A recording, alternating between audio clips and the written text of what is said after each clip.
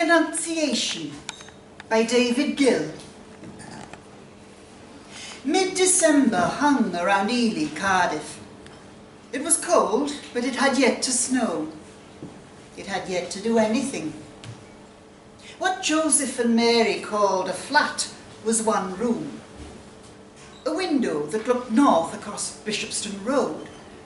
A gas cooker on which 2 of the 4 burners worked. A sink.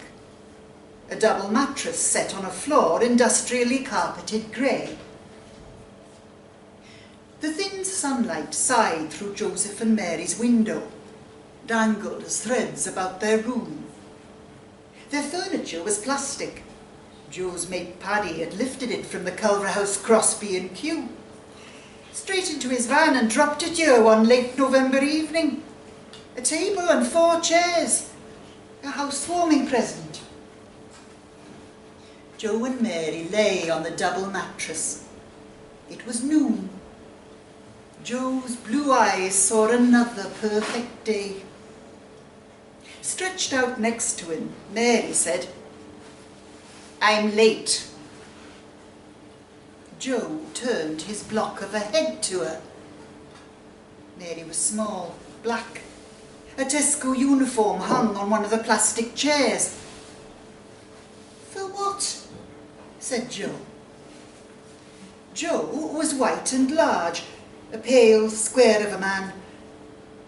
"For the fucking bus, Joe," said Mary. Joe sat up. His cropped blonde head turned to her. "How late?"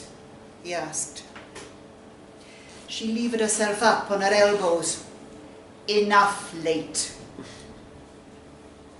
How could this be? Thought Joe. They'd got this place, everything had come just right. How would they mess this up? He said, "I thought you were on the pill." Mary swung her legs off the mattress, got to her feet. "Miracles happen, Joe," she said. "Miracles? Fucking miracles," Joe said. He stood. What, you forgot to take your pill?"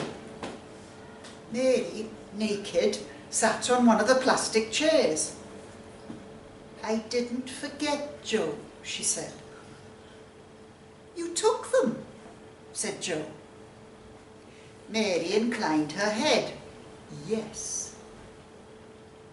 Joe's lips set to a determined line.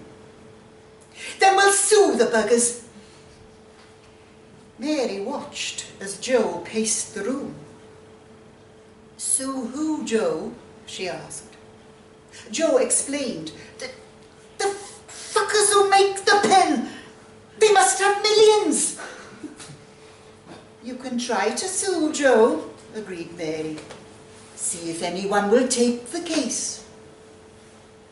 Joe placed his large hands on the sink, looked out from their first-floor flat over Bishopston Road.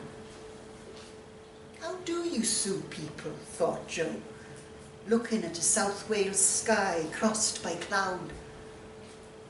Across Bishopston Road was the Anthony's pub, next to it a William Hill. Beyond that, on Cairo Road, was the Highfields pub. Below them, Patel's off-licence.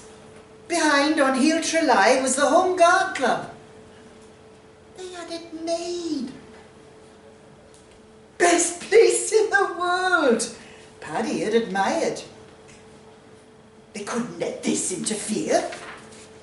Joe turned back to the room. He knew what to do. He knew what to say. "I'll stand by you," he said.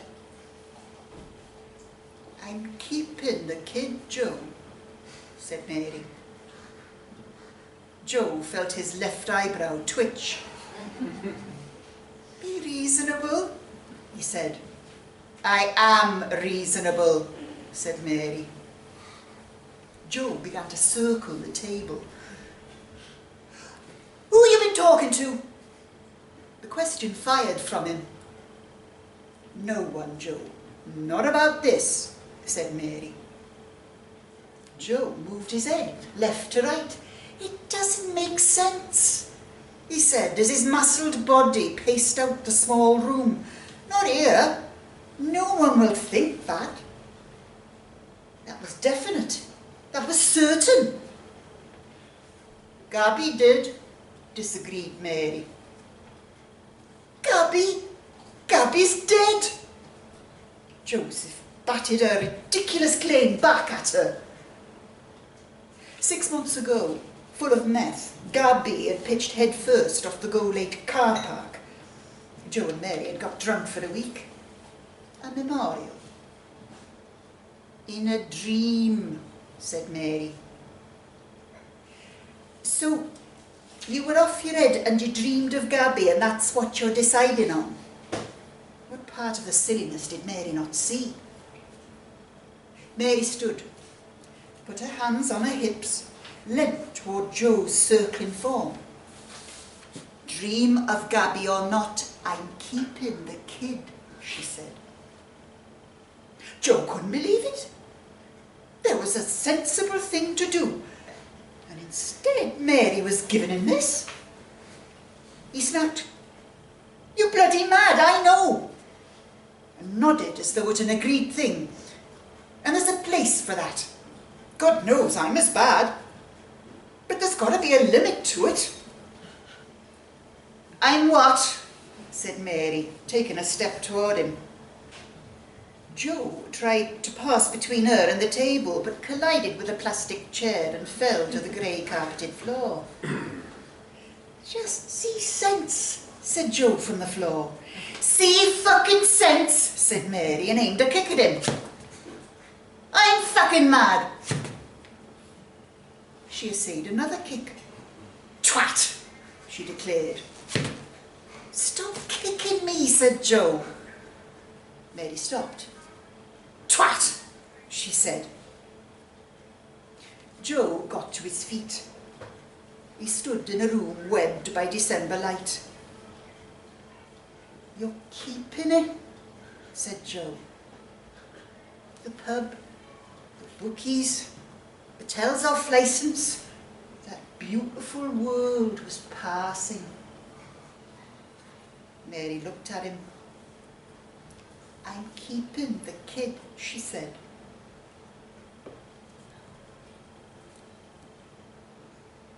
Fuck it, said Joe, and put his arm around her.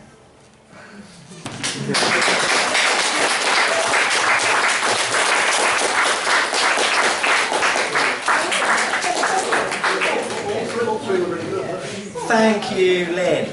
This is the exact